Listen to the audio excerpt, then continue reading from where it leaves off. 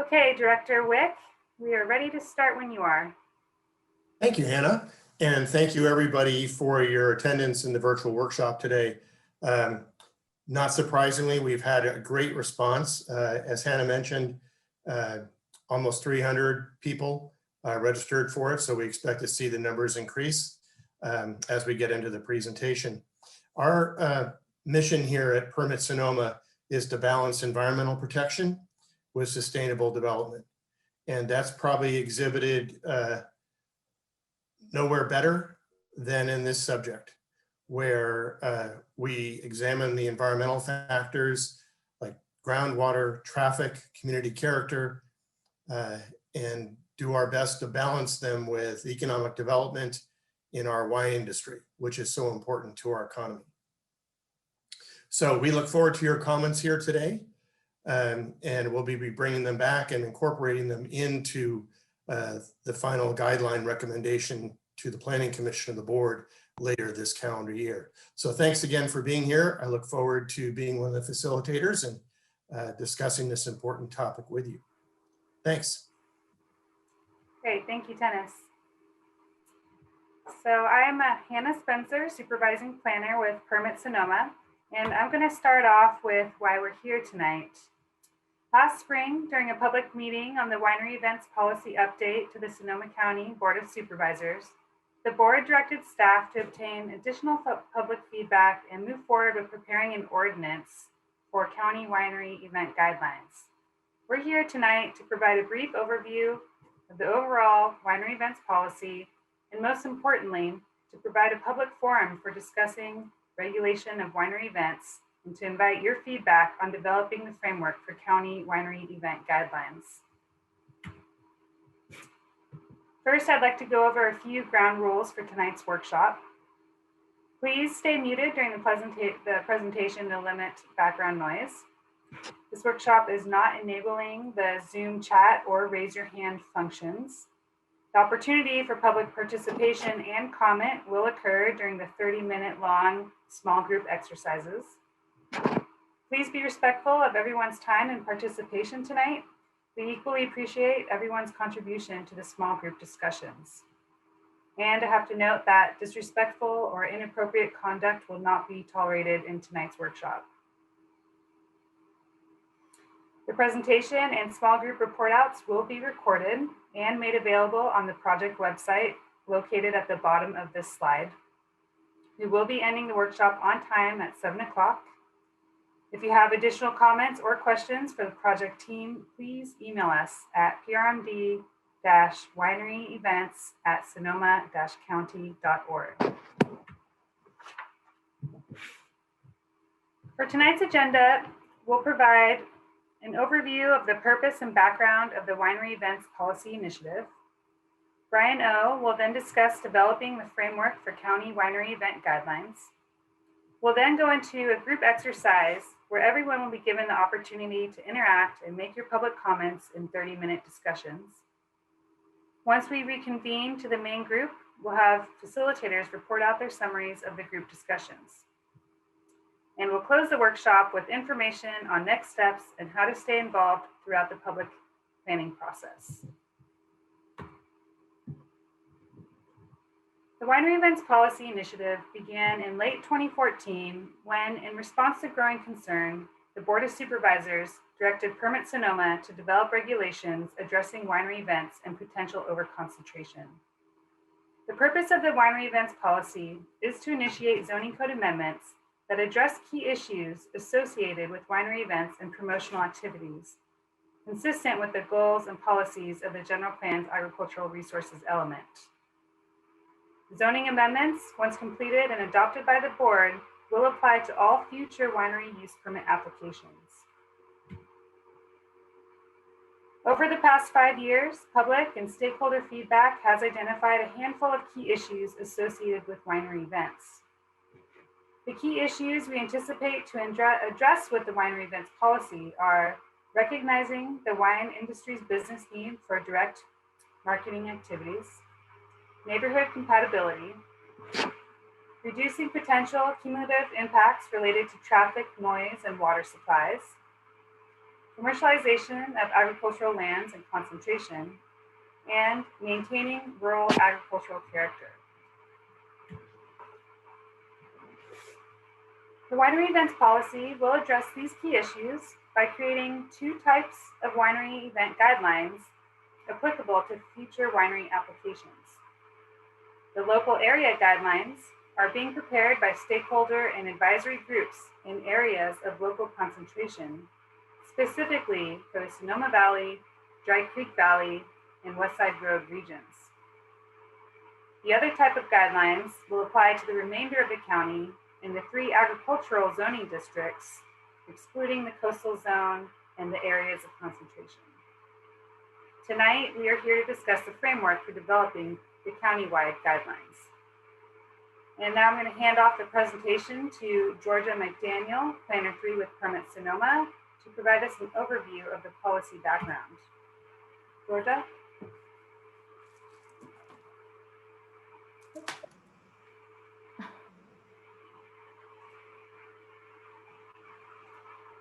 Sorry, now I got my video back. Okay, good evening, everyone, and thank you, Hannah. I am Georgia McDaniel, planner at Permit Sonoma.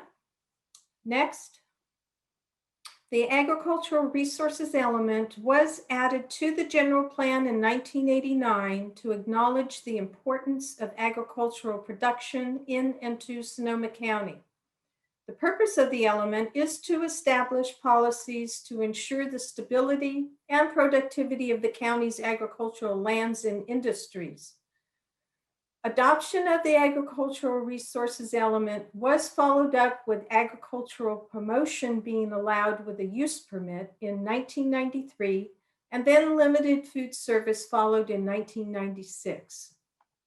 Winery events was added to the Permit Sonoma 2015 work plan and has remained on the work plan up to today.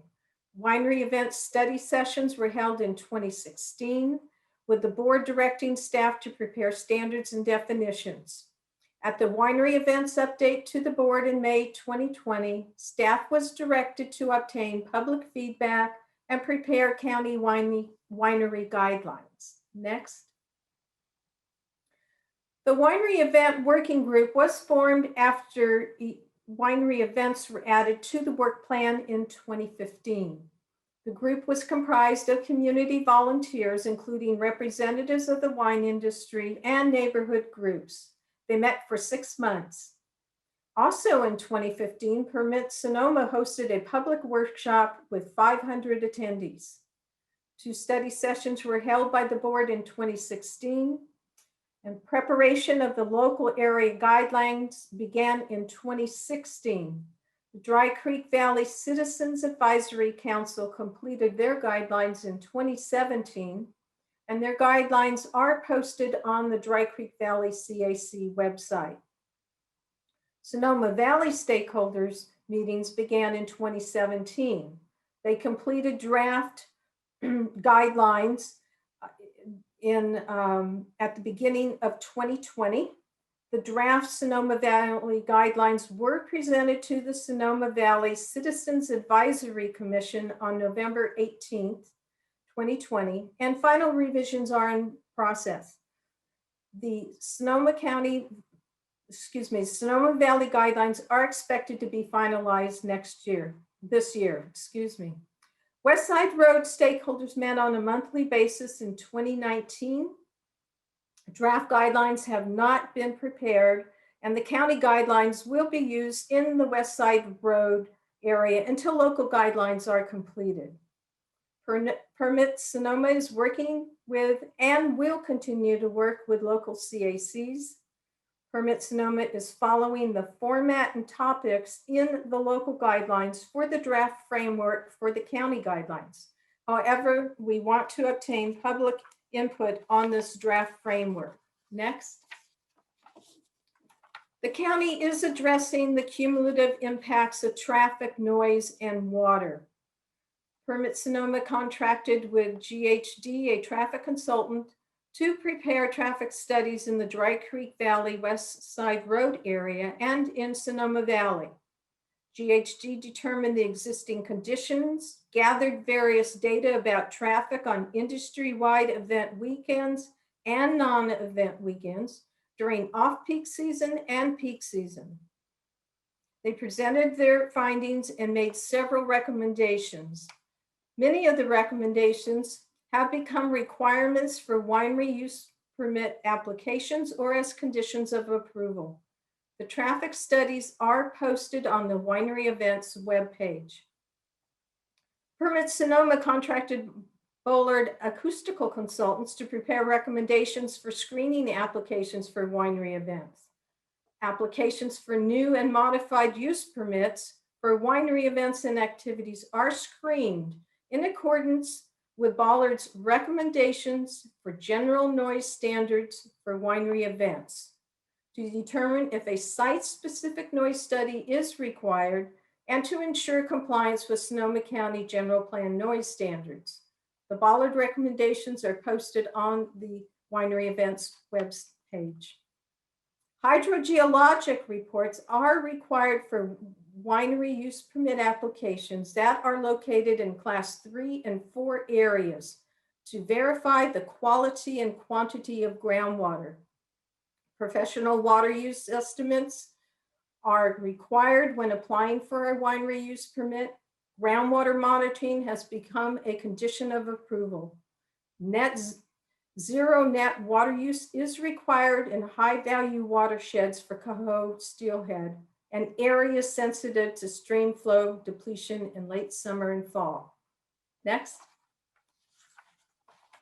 Even with the guidelines in place, winery applications will continue to be subject to the discretionary use permit process, which entails California Environmental Quality Act review, site-specific studies such as biological resources assessment, air pollutants and greenhouse gas analyses, cultural resources, noise and traffic studies.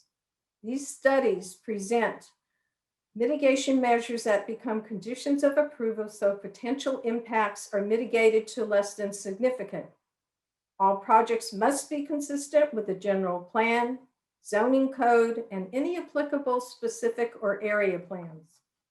Projects must also be compatible with the health, safety, and welfare of the neighborhood, and winery use applications have a public hearing before the Board of Zoning Adjustments. The winery use permit application process with specific information for applicants is provided on the Winery Events webpage. Next. The community work has resulted in the incorporation of siting criteria and operational standards in the preparation of the local area guidelines to address the issues identified through public comment. Permit Sonoma has also been addressing several issues identified through public comment by incorporating standard conditions of approval for winery use permits. They include typical tasting room, event hours of operation, food service limitations, traffic management, annual monitoring of visitors, prohibiting a third-party rentals, and participation in the event coordination program once it is established.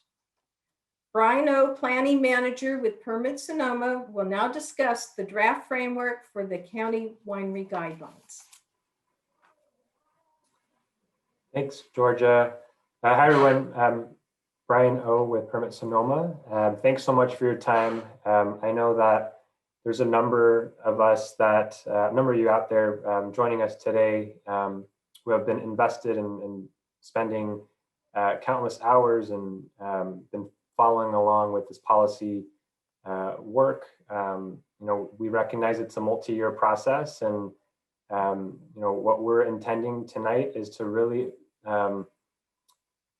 take additional feedback, which will sort of tie into all the great feedback that has been provided to us on this topic over the years. Next slide, please. So before I go into reviewing the framework for the guidelines. I think one thing that Georgia did really well was to really outline this parallel track and to really distinguish between the countywide and then sort of this additional layer and this additional sort of approach with areas of concentration. And so this is the process typically that we would see an application come through Permit Sonoma or counter. We would be working closely with local advisory groups such as a CAC, for example, Sonoma Valley CAC. And to George's point, there's a sort of more localized process that is on a parallel track. It's something that we'll continue to support. And the purpose of today is really to understand what that baseline looks like for the county. If you look at on the right of this screen, with or without the CAC, there's still quite a bit of steps that we will be taking on. And really the guideline process is to really help us understand and potentially propose some way to standardize what our planners typically see with applications that come through. Next slide, please. So a couple of weeks ago, we published a draft framework, and this is really based on a lot of great content and a lot of input that came through the 2016 study session, some of the comments that we heard at the May 2020 presentation update. At that time, we had presented sort of our first iteration of a chart, and we sort of, based on all the comment that we've received, I think this does a good job of covering and providing a framework, right? So how do we distinguish, or how should we distinguish what's a visitor serving activity, sort of a standard business operation versus identifying something that we would consider a winery event. Again, there's been a lot of dialogue, a lot of conversation on that. And then these 2 points here, guidelines for siting criteria and operations. These are standard, conditions and things that our staff look at specific to a use permit that comes through. And what we're looking and what we've heard was, there's a need to potentially look at how we can standardize across the board. So when I talk about siting criteria, things that have been discussed: minimum parcel size, amount of setback, number of tasting rooms, on-site parking, the design. For guidelines for operations, that would cover food service, traffic management, event coordination, and noise standards. Again, a lot of really great content and studies that have been developed, in the past, and we're looking to take that feedback, take those studies to ultimately produce a draft for review. Next slide, please. So this is what we had published a couple weeks back. This is an iteration of what we presented to the board in May. And to this point of how do we better define some of the different types. This was sort of our first crack at it. It's something that we want to get feedback on. It's really what's going to help lead. We have our facilitators have some really good talking points and some discussion material for us to really have a good community discussion and conversation about in our breakout groups. But this is really what we've heard. How do we, some of the characteristics of what a visitor serving activity, what a winery event is. These are sort of the top 4 things that we understand to be some of the issues. So hours of operation, the type of attendees, the presence of food service, presence of outdoor amplified sound. So this is all things that we intend to get some really good feedback today, sort of complement that with all the feedback we've received to date, and will continue to receive, and present a good draft for the public to review. Next slide, please. Okay, so our facilitators are prepared for the next half hour to, to sort of kick us off on this conversation. And it's, our intent is to cover these 2 points here. Are there major components or criteria missing from the draft framework that I just presented? This is an opportunity for us to see what we've missed and really take that feedback into consideration as we work to produce a draft. And then sort of a facilitated exercise around what the small groups identify as a type of visitor serving activity versus what should be identified as an event. So, we have a good amount of time focused on this conversation. So, we're really looking forward to it. Big thanks to, 20 plus of our Permit Sonoma staff here with us today to help with the small group facilitation and to really, we're here to hear, to receive your feedback, to receive the comments. Also know, it definitely takes a village to produce a workshop with 200 people, especially in this digital format. So we're so appreciative of your participation, the time that you're putting into this. And also know, as Hannah mentioned, please feel free to follow up specifically to the project team, to myself, Hannah, Georgia, for any follow-up after the small group. And I will turn it over to Hannah. Great, thanks, Brian. So before we begin our small group exercise, I just want to go over a few instructions. Alexandria on our team will be assigning everyone into Zoom breakout rooms with 15 or so members of the public and one facilitator in each room. So there will be no action needed on your part. Facilitators will be sharing their screens with their group to show these discussion questions that Brian just presented. And they'll be taking notes on the bulk of your group's conversation. The breakout rooms are not recorded and they are not host muted. So a reminder again to mute yourself when you're not speaking to limit background noise. And also to be respectful of everyone's time and participation tonight.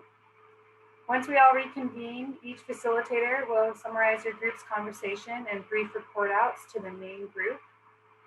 And again, we want to remind everyone that public comments are welcome throughout the entire planning process. So if you do have those policy questions or additional comments on your mind that you think of later tonight, please visit our project website. And Alexandria, you can now begin the breakout room session.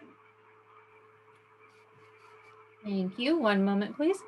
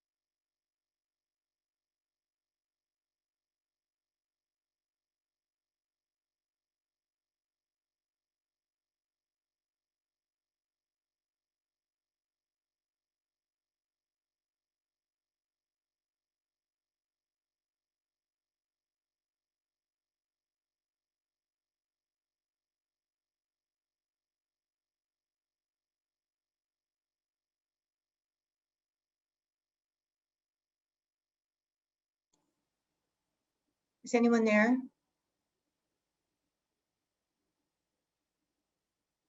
Oh, sorry, Janice, I was still muted.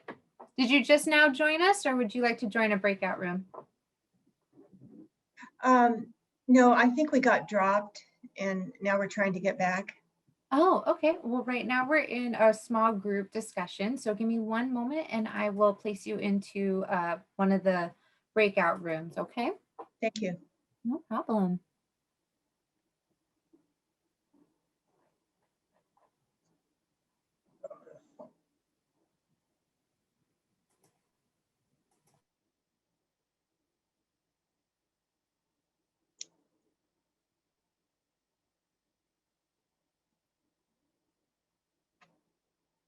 Yeah, county guy. Yeah. County Deputy County Council. I'll mute myself.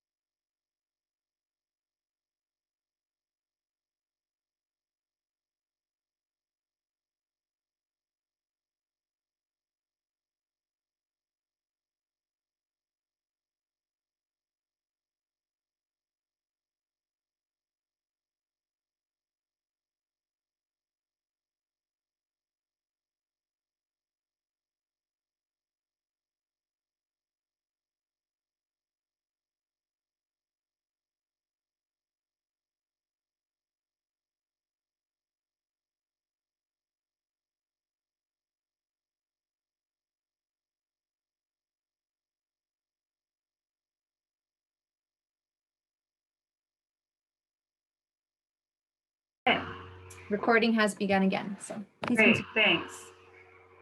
All right, welcome back, everyone. We'll now move into the small group report outs. And I'll start with my group's brief report out before calling on each facilitator. But I also want to remind everyone tonight that our project team is documenting all of the public feedback that we're hearing tonight. And the immediate next steps after this workshop will be to compile the facilitators' report outs and the facilitator discussion notes and post this information on the project website for public review. And just a quick time check, we're at 6:30 about.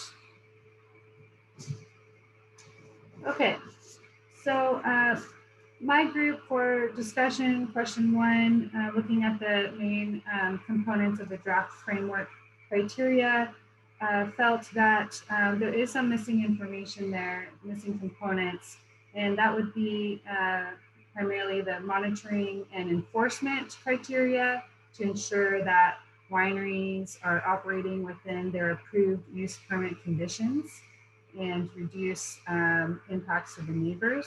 And also, the group felt that the components were missing some level of environmental resource protection, ensuring that, for example, water supplies will be protected. And for our responses to question number two, the group felt that, for the most part, the group felt that, in short, if the neighbors notice the negative impacts associated with activities occurring at a winery tasting room, such as noise and traffic, then the activity likely constitutes an event. And likewise, if the activity exceeds the typical water and septic needs of the permitted winery, then that would also constitute an event. And also, some in the group felt that if the activity involves advertising and charging a fee, that could be considered an event as well. Our group was not able to go through the checklist examples, but that's okay. Everybody can summarize their comments however you see fit.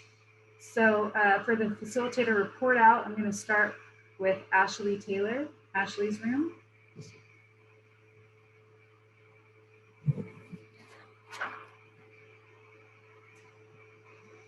Ashley, are you with us? Can you hear me now? Yes. Thank you. So the general consensus with our group was that one of the major components that was missing for the proposed guidelines had to do with safety, particularly the safety of people who might be traveling along the roadways, such as cyclists, but also things such as DUIs that was mentioned, especially around the wineries. And then just general concerns about trying to deal with noise and kind of maintain community safety and happiness. And then with regards to question two, there was a consensus in the group that what determined normal operations versus a winery event had a lot to do with scalability. So small groups were generally more on the normal operations side of things, whereas winery events were generally larger groups of people with kind of more logistical needs, very similar to what you had mentioned. Great, thanks, Ashley. Let's move on to Blake's room. Thank you, Hannah. So in my group, we regarding citing criteria, two things that came up were important to the group, and that was really the number of people to be served, and whether or not it would, be an event or a normal tasting facility. Also, just the monitoring component and the enforcement component. The group felt that really there needed to be better monitoring and better enforcement in order to make the policies that we develop functional and work. With regard to question 2, it was interesting to note that the group really felt that meals could be appropriate during a regular winery as a normal winery activity. But still they felt that it's a matter of the number of people and the scale and the type of kitchen facilities or the type of food service facilities that are provided, and whether or not it would, reach a threshold to be an event activity. They felt that it's important to define really what a meal is. And so there's some just consternation that, if we really don't know what a meal is, then how do we define whether it's a normal winery activity or an event activity? It was clear that the group felt that an industry-wide event, if you're participating in an industry-wide event, that is an event and it should be counted as an event, because there's generally lots of traffic and in a large number of people. And also if there's advertising that occurs, that would probably make it an event. Finally, just that in determining whether or not an activity is an event or just normal winery operation, that the intensity and scale of the use in its setting is really key. And that concludes the comments in my group. Okay, thank you, Blake. Moving on to Bradley's room. Hi there. So our discussion on question 1 focused about whether they were minimum standards or were they guidelines, and really recognizing that different parcels were different, and having a strong desire to both count the cumulative impact of the events, but also make sure that if you were citing a winery, that you would be able to predict how many events you would be able to hold and what kinds of events before building something. And for the second set of questions, our group really talked about that it's really about scale and size rather than particular activities. And like other groups talked about, the impact on the neighbors.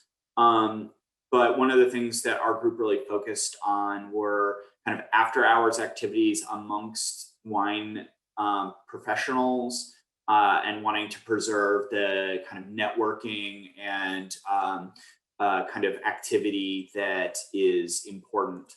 And then one more thing that was said that I wanted to highlight was somebody, Ken, talked specifically about wanting to make sure that the guidelines didn't encourage people to do more improvements and kind of commercialize land more than it needed to be in order to do, in order to have a small number of events. Great, thanks, Bradley. Brian. Thanks, Hannah. So yeah, the way we approach question 1, I didn't hear sort of critical missing major component as it had been presented. But we did spend a lot of time on flexibility, sort of being an operative word, and then general plan consistency. So similar to what Bradley mentioned about commercialization, I think there was good dialogue about the definition there. But also, I mean, I think more importantly, this question about staying flexible. Some of the concerns raised, 5+ years ago, the economy has changed. We're sort of in this, very unique situation this year, or the last year and a half.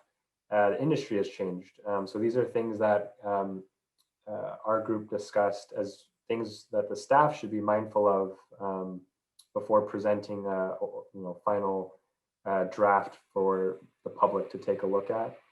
And on question 2, I think we sort of ran out of time a little bit, so I don't want to say this was a conclusive discussion point about this, but I think the line in the sand was really like the way to define an event versus a visitor servant activity is around hours of operation. So taking a close look at the impacts that happen after hours, that's something that could potentially constitute as an event. So that was one way we were looking at sort of distinguishing between the two. Thanks. Thanks, Brian. Okay, Carol.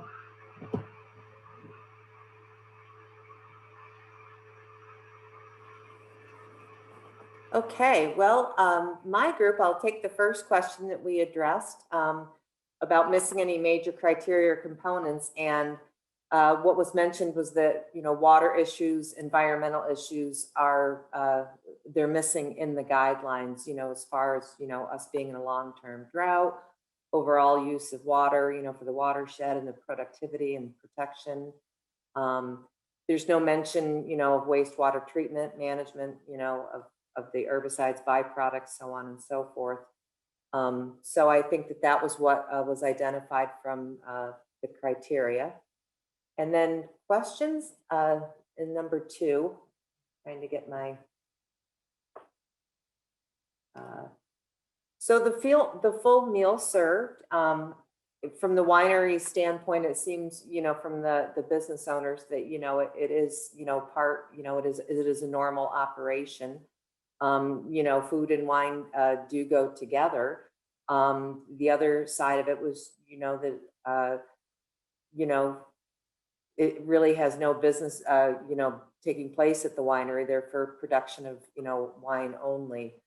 Outdoor sound, it was a consensus that, no amplified sound should be allowed, at any winery. As far as wine club members, parties during typical business hours. Again, if you're in the wine business, it's normal operation. Another member said that they don't belong at all in the wine country.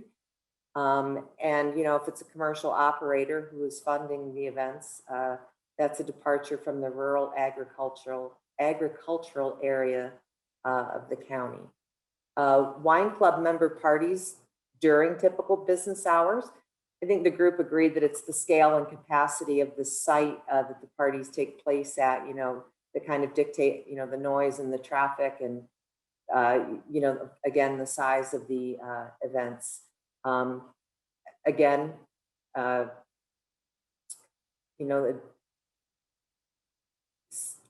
excuse me, I'm just reading down through this real quick.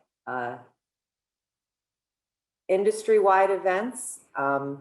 I think our group had a consensus that it is considered an event.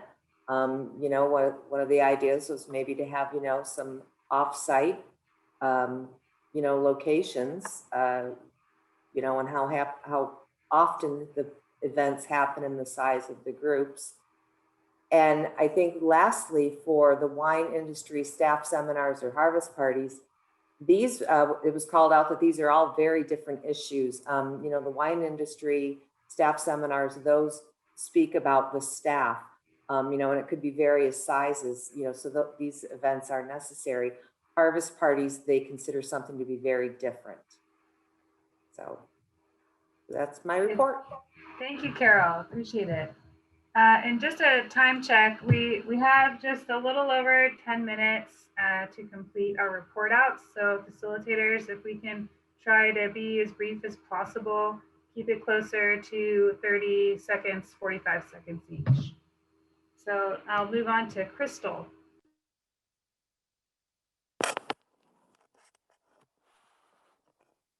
Sorry, you confused me. I thought Claudette was next. Okay, so very quickly, we didn't think that there were major things missing from the guidelines. Greenhouse gases were brought up as something that maybe should be considered, and then sustainable development in general as part of design, which is already something that was listed there. Then moving on to questions 2.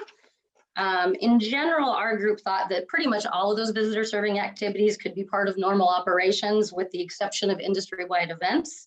But more important than that, it seemed that the group felt that the number of people allowed was actually maybe more important than what the activity was in distinguishing between events and normal operations.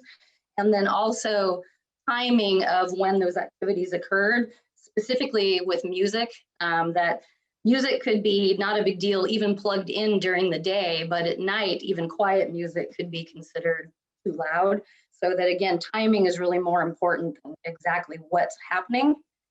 And I think that's all we had that other people didn't already say. Thank you. Thanks, Crystal. Dominica. So on question number 1, there weren't any comments specifically at this time about missing criteria. There was mention of drinking and driving concerns and the impacts to neighbors. On question number 2, there was a consensus that if there's full meal service or wine club member parties after typical hours, especially when there's ticket purchase or full food service, that those are considered winery events. And there was an overwhelming majority with the others that agreed they were normal operations.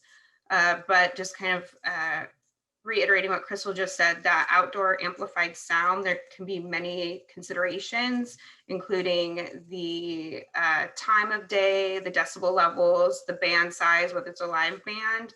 And there was also some comments, of course, of industry changes due to COVID, and whether that's considered here or if we're considering just in quote normal times.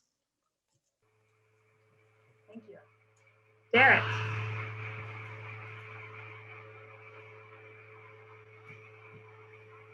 Yes. So my group was primarily comprised of business proprietors, and just the main takeaway was the need to better define where to draw the line between business activities and events, recognizing that there are several overlapping characteristics, such as food served, outdoor music, but primarily the need to look at that category a little bit closer to keep business activities kind of at the focus of the winery events and defining events accordingly based on parcel size, concentration, location, and recognizing that, there's no one size fits all box here to create. So that was the summary. Okay. Thank you, Derek. Appreciate it. Doug. Thanks, Hannah. Yeah, I would say our discussion was similar to what Derek described. I think that there was a sense that they wanted staff to understand certain things about wine business, that maybe there's wine making and there's wine selling, and that wine selling takes a diverse range of activities. I think there was some hesitation at even drawing a distinction between tasting rooms and all other events. I think there was maybe a feeling that there's wine business and it requires tasting, food and wine, educational experiences, wine club pickup parties, new release activities, educational seminars, all these different range of activities. And there was some question about the value of distinguishing between those things in the first place. There was also, I think, a real emphasis on flexibility and maybe some concern that, you know, many wineries are really at a range of different scales and wanting to ensure that whatever is done is scalable. And there was maybe concerns about setting hard numbers in the guidelines that might apply to one size or one type of operation that would be incompatible with another. So definite interest in flexibility. I would say that those were some of the main themes that came out of the group. Okay. Thank you, Doug. Moving on to Eric. Thanks, Hannah. There was clear differences of opinion in my group. For the first question, some of the considerations that the group came up with that wanted to be included were impacts to groundwater, handling of solid waste and wastewater impacts of events and activities, parking management and parking logistics, traffic related. There were also concerns about safety and drunk driving. There were individuals in the group that thought that tasting should be limited, tied to on-site production. And there were others that suggested that it's a different type of traffic when there is on-site production versus when there is only a tasting room use on the site. For the second question, once again, there were clearly different opinions. The full meal served seemed like, well, to generalize, I'd say that the considerations were often about time of day, day of week, and the size of gatherings. And at some point they tip into being an event. Full meal was a specific example of that. A full meal served during regular hours as part of tasting, as part of a wine industry event, as a wine industry or staff seminar. Depending on the size, that might be something considered normal operations versus an event.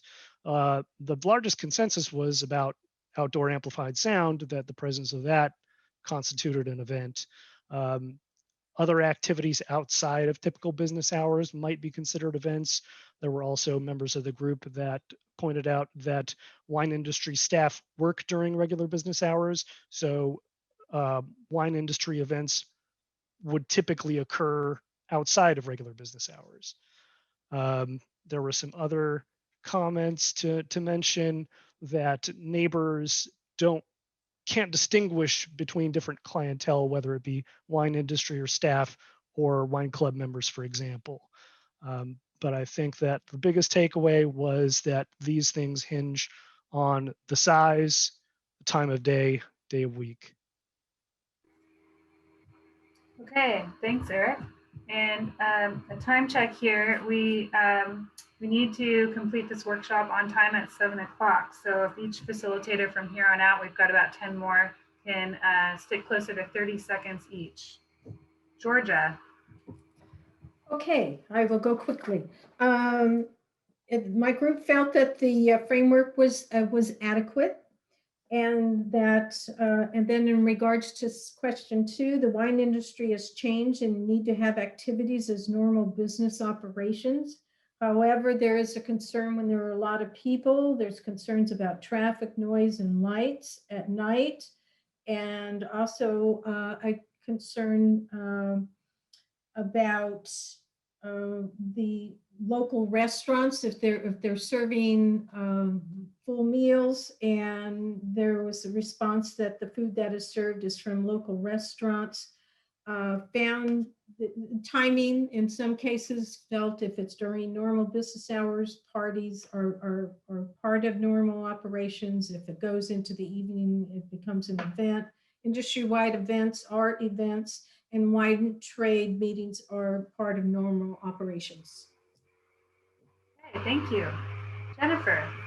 Okay, thanks, Hannah. Okay, a couple things that came up in our group. For the first one, we really talked about, not that anything was missing, but more about citing, that we talked about that events and activities should be structured by the physical component of the winery, how much land you have, how big your operation is. There was also a question about if there's going to be different criteria for areas of local concentration versus wineries that aren't in the local concentration, areas of concentration. What came through is really looking for more definitions. And so we tried to kind of dive into a kind of what is an event, what's not an event. Something that stuck in my mind was in terms of daily operations, if it's something that focuses outside of a relationship with the consumer, meaning if it's not directly related to trying to the sales of the wine, as opposed to like a wedding or a meal, then that would be something that's outside of the events. So that was a lot. Okay. Thank you, Jennifer. That's great. Josh. Yeah, hi. Just a couple of facts for the first question, a couple concerns that were raised, such as the ability to have food services implemented to permits on ag lands, clarity and use permit operation standards versus the winery event guidelines, and which will need to be abided by. How newer use permits are now more clear versus what can and cannot be done at the winery versus older use permits, which are a little bit more unclear to operation standards and a bit more of a gray area to a permit holder, and just kind of needing more clarity in that sense. And another one, kind of like a couple other groups have mentioned, is how enforcement will be handled in the future, as there has been kind of a lack of enforcement on the weekends, as seen with kind of multiple events happening on the same days as regular operation hours, and multiple events happening during those hours as well.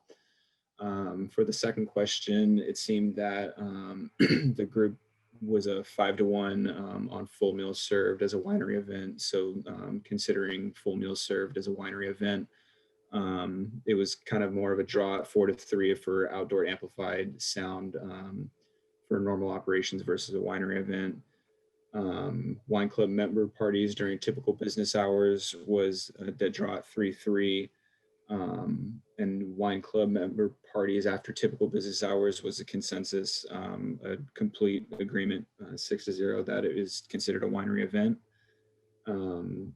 Industry-wide events was also a kind of another mixed feeling. It was a 2-to-3 versus our normal operations versus a winery event. And our group also did discuss the last one, and we wanted to it was requested that it was clarified that we're talking about staff only and not any general members of the public, but wine industry and staff seminars or harvest parties was considered as a normal operations rather than a winery event.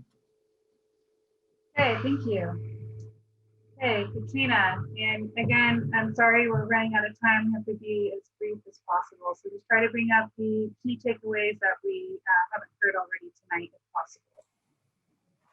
All right, so some items that we haven't heard from the other groups in terms of the first question and operational criteria.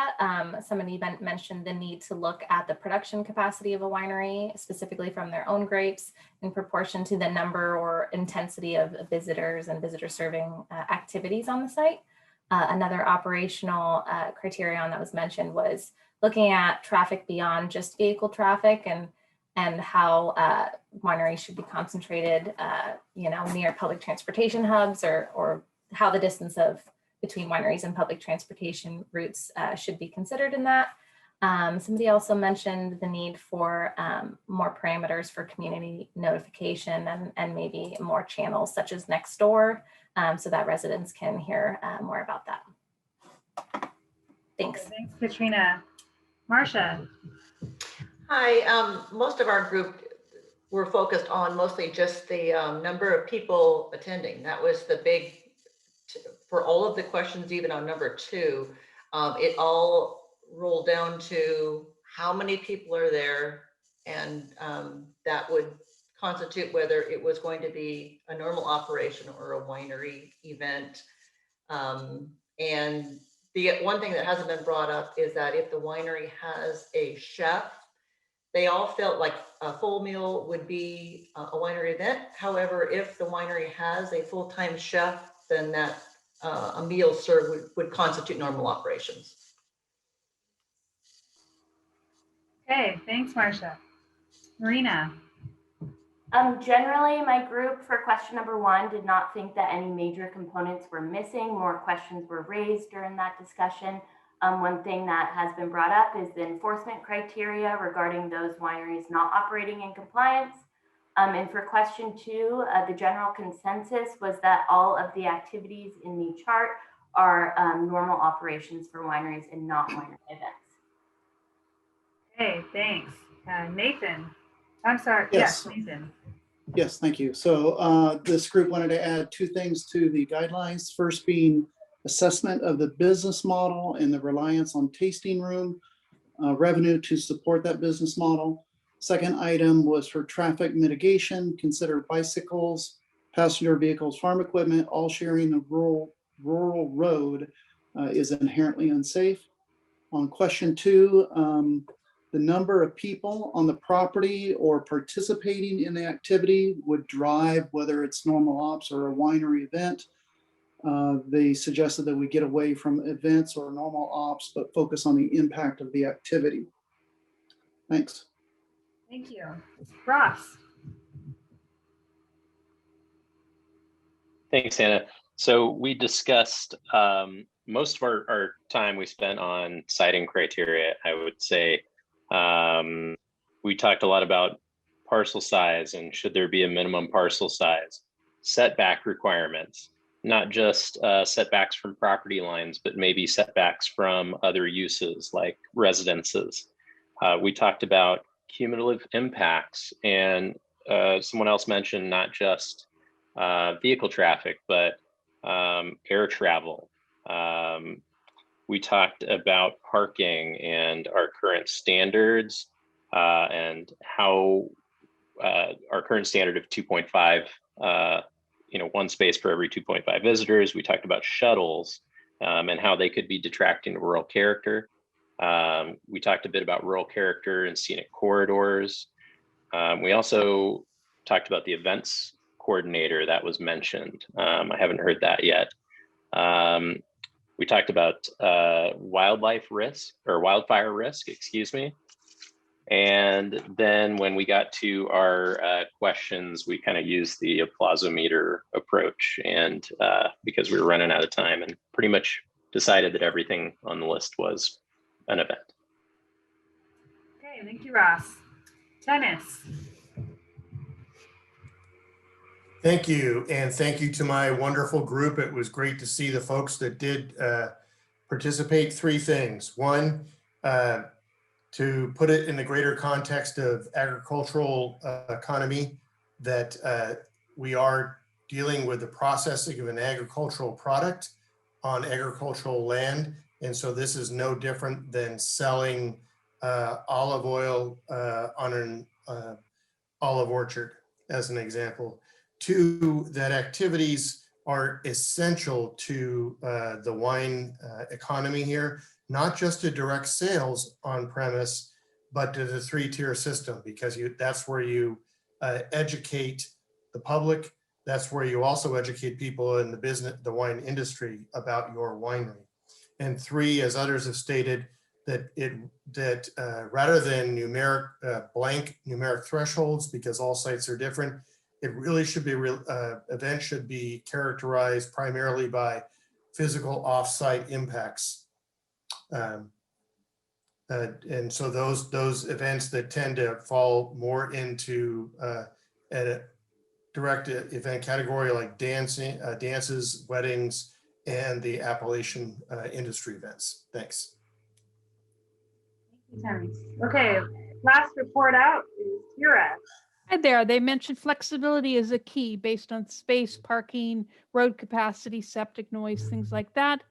Several mentioned that maybe less rules because of the great mitigation things that are out there in our society now versus previously. And that's all I got. Thank you. Great. That was the quickest report out we received. Thank you, everybody, for participating in the small group discussion exercise. Just a reminder that we'll be posting the recording of this presentation and report outs to our project website next week, as well as the information on what we've heard tonight. And on behalf of the Winery Events Policy team, I want to thank everyone for joining us and providing your feedback on the draft framework for county winery event guidelines. We sincerely appreciate your engagement and honesty that you've all contributed to this workshop tonight. For next steps, Permit Sonoma is going to use information we heard tonight, as well as public comments going forward, comments from stakeholders and advisory groups to help us inform our development of the draft ordinance for county winery event guidelines. And that draft ordinance will be published for public review ahead of a hearing before the Planning Commission in late spring 2021. And then our plan is to present the final ordinance package before the Board of Supervisors in August of 2021. And just a reminder that all public hearings are opportunities for public comments, and those hearings will be scheduled and noticed at a later date.